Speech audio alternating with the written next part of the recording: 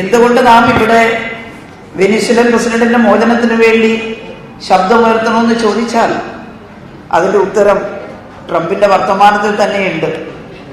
എത്ര പരിഹാസ്യമായിട്ടാണ് American president ഇന്ത്യയെ കാണുന്നത്.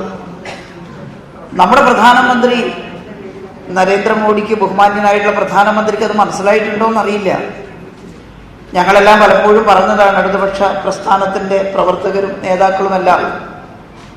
അതായത് ഇന്ത്യ ഈ ട്രംപിന്റെ ജൽപ്പനങ്ങൾക്ക് കീഴ്പ്പെട്ടാൽ ഈ നാട്ടിലെ ജനങ്ങൾ കൊടും പട്ടിണിയിലേക്ക് തള്ളപ്പെടുമെന്ന്. ഇപ്പോൾ ഒരു മടിയില്ലാതെ മഡൂറോയെ കൊണ്ടുപോയതിനു ശേഷം ട്രംപ് പറയുന്നത് കൊളംബിയയെ ആക്രമിക്കും, ക്യൂബയെ ആക്രമിക്കും. ഇതെല്ലാം പറയുന്നതിൻ്റെ ഇടയിൽ ഒരു കാര്യം കൂടി പറഞ്ഞിട്ടുണ്ട്. നരേന്ദ്രമോദിക്ക് എന്നെ അറിയാം, അയാൾ എന്നെ സന്തോഷിപ്പിക്കും. ആരാ ഇയാൾ? നമ്മുടെ രാജ്യത്തിന്റെ പ്രധാനമന്ത്രി അമേരിക്കൻ സാമ്രാജ്യത്വത്തിന്റെ നേതാവിനെ സന്തോഷിപ്പിക്കുമെന്ന് പറയണമെങ്കിൽ ഈ രാജ്യത്തിന്റെ സ്വാതന്ത്ര്യവും പരമാധികാരവും ആ സാമ്രാജ്യത്വ ഭരണാധികാരിയുടെ മുന്നിൽ കെട്ടിവെച്ചു എന്നല്ലേ പറഞ്ഞതിന്റെ അർത്ഥം. ഇന്ന് വരെ പ്രതികരിച്ചിട്ടില്ലല്ലോ. നമ്മുടെ പ്രധാനമന്ത്രി പ്രതികരിക്കണ്ടേ? കൊളംബിയയുടെ പ്രസിഡന്റ് പ്രതികരിച്ചല്ലോ.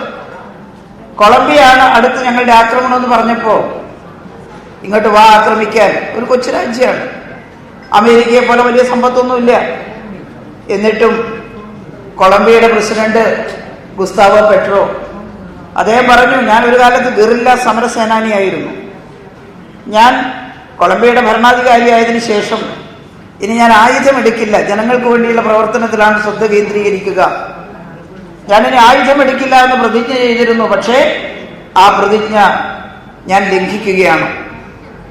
ഞങ്ങളുടെ സഹോദരനായിട്ടുള്ള മഡൂറോയെ ഇങ്ങനെ തട്ടിക്കൊണ്ടുപോയപ്പോ, ആ രാജ്യത്തെ ചവിട്ടിക്കുഴക്കാൻ ഒരുമ്പെടുമ്പോ ഞാനിതാ ലോകത്തോട് പറയുന്നു, ഞാൻ വീണ്ടും ആയുധമെടുക്കും എന്ന്. അത്രയും ചമ്മൂറ്റൊന്നും കാണിച്ചിട്ടില്ലെങ്കിലും ഈ പരിഹാസത്തിന് മറുപടി പറയണ്ടേ നമ്മുടെ നാടിന്റെ പ്രധാനമന്ത്രി?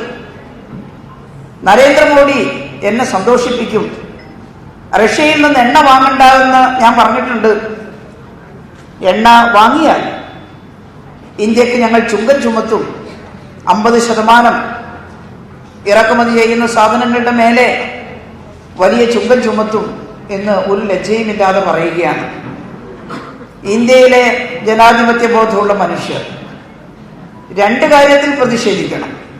ഒന്ന്, ഈ അമേരിക്കൻ സാമ്രാജ്യത്വ ഭരണാധികാരി ട്രംപിന്റെ അന്താരാഷ്ട്ര നിയമങ്ങൾ ലംഘിച്ചുകൊണ്ടുള്ള കാടത്വം ഈ സമൂഹത്തിൽ നടപ്പിലാക്കുന്ന സ്വഭാവത്തിനെതിരെ ഇനിയും ഒരു തവണ കൂടി കൊളോണിയൽ ആധിപത്യത്തിന് കീഴ്പ്പെടാൻ ഈ ലോകം തയ്യാറാവരുത് എന്ന് വിളിച്ചു പറയാൻ നമുക്ക് സാധിക്കണം.